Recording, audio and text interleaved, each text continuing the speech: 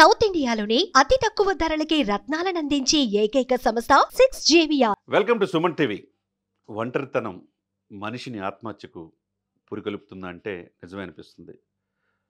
అంటే ప్రతి గంటకి 100 మంది ఆత్మహత్య చేసుకుంటున్నారు ప్రపంచవ్యాప్తంగా.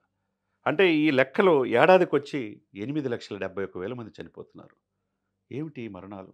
ఎందుకు ఈ ఒంటరితనం?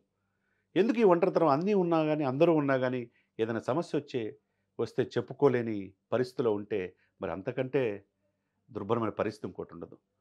మరి ఆ ఏజ్ ఈ ఏజ్ అని లేకుండా వృద్ధులు, చిన్నపిల్లలు అని లేకుండా, యువతని లేకుండా అందరిలో ఈ యొక్క ఒంటరితనం వెంటాడుతుంది. మరి దీనికి క్షణికావేశంతో ఇటీవలే స్వేచ్ఛ అత్యంత దృఢమైన వ్యక్తి, విప్లవ భావాలు గల వ్యక్తి, మంచి జర్నలిస్ట్గా మంచి పేరు తెచ్చుకున్న, యాంకర్గా పేరు తెచ్చుకున్న, రచయిత్రిగా పేరు తెచ్చుకున్న అమ్మాయి ఎందుకు ఆత్మహత్య చేసుకుందో అర్థం కావట్లా. ఆ క్షణికావేశంతో ఎందుకు చనిపోతున్నారు?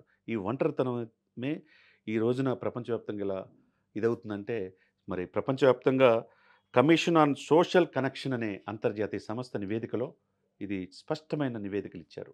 ప్రతి 6గురిలో ఒకళ్ళు ఒంటరితనంతో బాధపడుతున్నారంటే దాన్ని బట్టి అర్థం చేసుకోవచ్చు.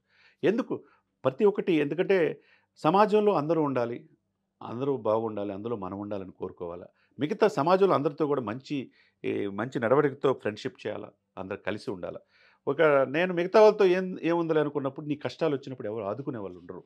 మరి ఆదుకునే వాళ్ళు లేకపోతే ఏ సమస్య, చిన్న సమస్యని పెద్ద సమస్యగా చూస్తున్న ఈ సందర్భంలో ప్రతి 6గురిలో ఒకటి ఒంటరితనానికి గురవుతున్నారంటే, ప్రతి గంటకి 100 మంది చనిపోతున్నారంటే, ఆత్మహత్య చేసుకొని చనిపోతున్నారంటే, సంవత్సరానికి దాదాపు 8, అంటే లెక్కల ప్రకారం 8,71,000 మంది అంటే దాదాపు 9 లక్షల మంది సంవత్సరానికి ఆత్మహత్య చేసుకొని చనిపోతున్నారు. ఎందుకు? దీని అంతటి కారణం ఏంటి?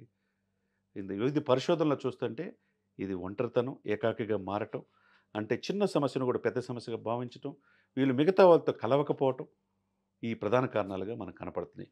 ఏదేమైనా కానీ ఈ కుంగుబాటుతనం, ఈ ఒంటరితనం అనేది ఎప్పుడూ ఉండకూడదు. మీ కుటుంబం మీ అంతా ఉందా, అన్నీ ఉంటాయి. మీ కుటుంబ సభ్యులు ఉంటారు, వాళ్ళతో షేర్ చేసుకోండి. మీ స్నేహితులు ఉంటారు, 100 మంది నిజం స్నేహితులు అవసరంలా. మీకు చెడు మార్గాల్లో తీసుకెళ్లే స్నేహితులు అవసరంలా. మీకు డ్రగ్స్కి లేకపోతే గంజాయికి మిగతా వాటికి అలవాటు చేసే స్నేహితులు అవసరం. ఒక్క మంచి స్నేహితుడు ఉంటే చాలు, నీ జీవితం బాగుంటుంది.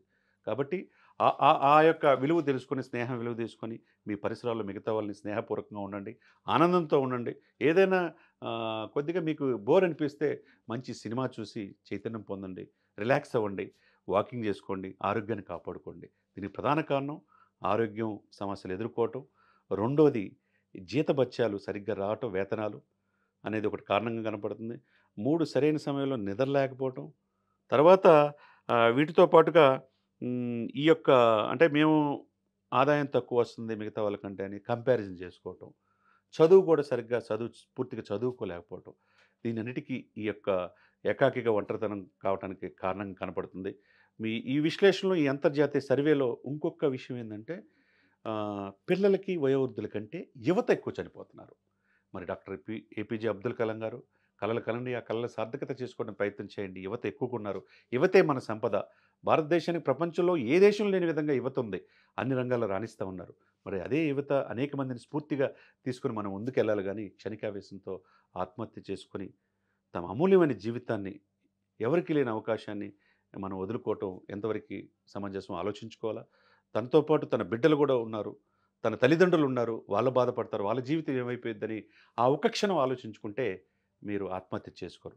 కాబట్టి సుమన్ టీవీ సాక్షిగా ఈరోజు ఎందుకు చెప్పాల్సి వస్తుందంటే, రోజు రోజుకి ప్రతి 6గురిలో ఒకటి ఒంటరితనంతో బాధపడుతున్నారంటే మరి ఏ విధంగా చూడాలి? 145 కోట్ల మంది జనాభా, ప్రపంచంలో చైనాను మించిపోయి అత్యంత పెద్ద ప్రజాస్వామ్యం భారతదేశంలో ఉన్నందుకు అందరూ గర్వపడుతున్నారు. భారతీయ సంస్కృతి సంప్రదాయాల పట్ల ఇతర దేశాలకు వచ్చి మన దేశంలో అంతర్భాగం అవుతున్నారు. ఎందుకు మరి ఇన్ని ఆత్మహత్యలు జరుగుతున్నాయి? ప్రతి గంటకు 100 మంది చనిపోతున్నారంటే ఎందుకు?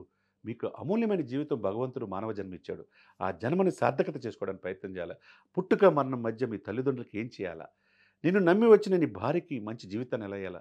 నీ పిల్లలకి ఉజ్వలమైన భవిష్యత్తు ఎలా ఇయ్యాలని ఆలోచించుకోవాలి తప్పితే, క్షణికావేశంతో అదే మీరు మొత్తం కుంగుబాటు గురయ్యి మీకెవరు లేరనే బాధతో చిన్న సమస్యను పెద్ద సమస్యగా అనుకొని ఆత్మహత్య చేసుకోవటం అది తగదనేది ఈ సందర్భంగా తెలియజేస్తున్నాను.